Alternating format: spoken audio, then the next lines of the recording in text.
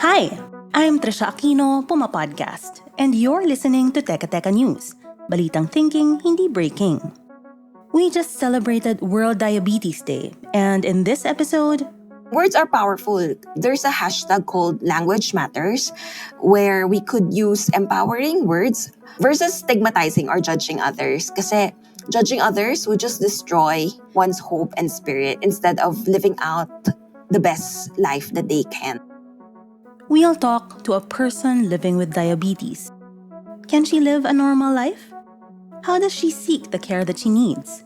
And how can we make life easier for people like her?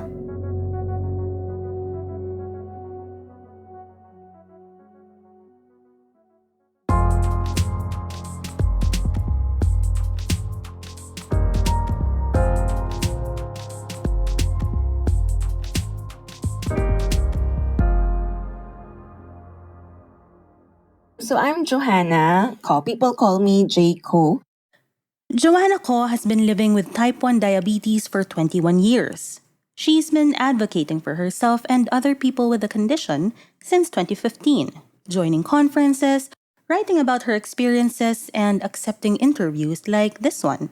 When I wake up in the morning, I really have to check my blood sugar. That's my number one priority, more than checking my phone. And then after I know my blood sugar, I would inject and then compute advanced computation for how many carbohydrates should I take. Should I inject? And based on what I will eat. And then if I want to do exercise or do other activities na may affect my blood sugar, I would plan ahead.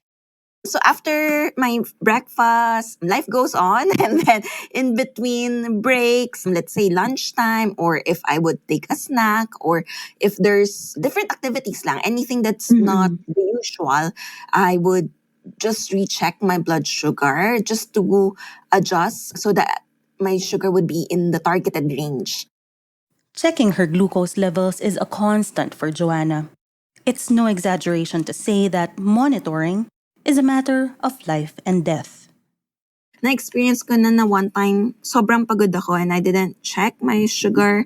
I got into a crash. Galing akong training and then I got so low that akala ko makakauwi na ako. Yung pala hindi. So in the middle of the road, ganon. So I usually have to, let's say, before I drive, I need to make sure that my sugar are in the normal range, 80 to 140. For all the planning and preparation, though, there are just some things one can't anticipate. Kumari, stress ako, or let's say kulang ako sa tulog, or dehydrated, or if on sick days, you cannot predict also, let's say COVID. When I had COVID, I'm surprised that my sugar was cooperating well. Yeah. Nagkaroon din ako ng second COVID. With Omicron, nakayanan naman. Kaso my sugar was higher than the usual. And then there would be times na I would ask myself na, I think I'm doing everything right. Nag-inom na ako ng water, nag-inject na ako, tapos nag-exercise naman. Bakit ganun pa rin? Hindi bumababa yung sugar ko. Magpapalpitate ka na, and then you would also feel dizzy. If above 140 naman or 180, hindi din pwede kasi it could damage your organs like the microvascular, yung mga tiny vessels are very delicate kasi they are irreversible, especially with the kidney, eyes, and then also the peripherals like the feet. Sometimes if you have small wounds and then hindi mo nalaman na may sugat ka pala.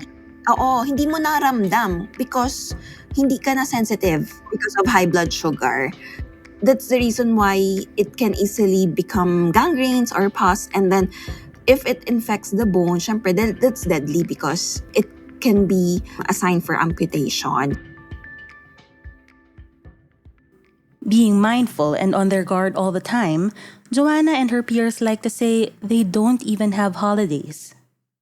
Kumbaga, if you don't have any condition, busy ka na and then stressed out ka na. How much more if you have this added pancreas? It's like a child na extra child na you have to take care of. You have to think of that baby pancreas na, have I injected you? Are you okay to have exercise with me? If you're not okay, what else can we do? Do we have to go to the hospital, to the doctor, and recheck or change our regimen? But being able to check regularly is a privilege not everyone can enjoy. Every time Johanna monitors her blood sugar, for example, she uses a strip that costs anywhere from 15 to 30 pesos each. But the good thing is, I was able to seek PWD card, that's person with disability card. So at least that could benefit me 20% discount for mercury purchases of insulin. Then for the government, there's that DOH Insulin Access Program under the Medicine Access Program, MAP, of DOH. Among its services, says the health department, are free diabetes risk screening at barangay health stations, rural health centers, public hospitals, and other government health facilities. Namimigay rin sila ng libreng oral anti-diabetes medicines and insulin. Despite this, malaki ang out-of-pocket ng persons living with diabetes. In Johanna's case, her pump that delivers insulin into her body was priced in the 6 digits. And she changes every 3 years o kung kailan man masira yung gadget. The wiring used for her pump is around 7,000 pesos. I mentioned the cost of the strips earlier, and she uses at least 6 pieces a day. Then there's the insulin, around 2,000 to 3,000 pesos a month. There's also the blood work she has to get done in the lab. That's around 500 pesos for one test. And of course, you have the doctor's fee.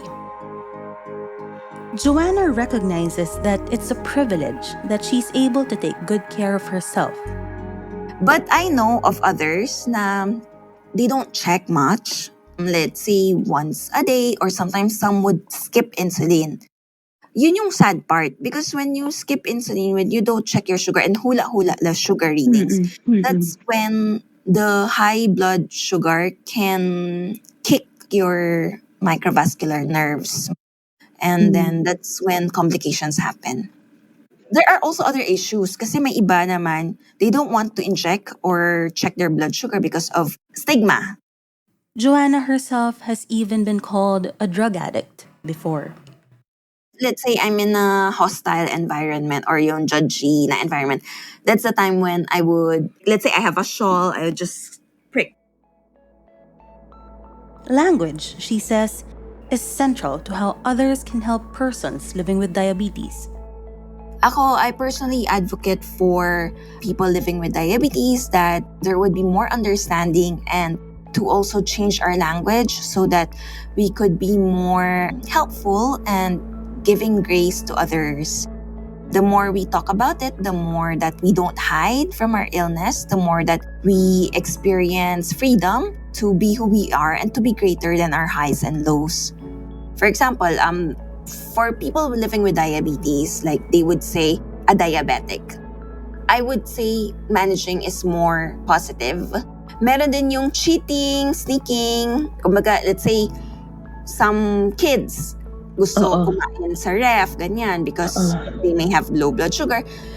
Instead of saying cheating, yung mga ganyan, sneaking, you could be making decisions about the choices of or numbers of your food, yung mga ganon.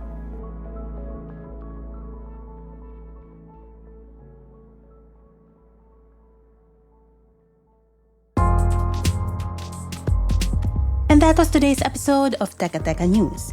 Again, I'm Trisha Aquino, PumaPodcast. This episode was produced by myself and edited by Presh Capistrano. Follow Teka Teka News or wherever you listen to podcasts. If you like this episode, I think you'll also find value in another podcast we did on a better normal. It's called A Kinder World for the Visually Impaired. Thank you for listening.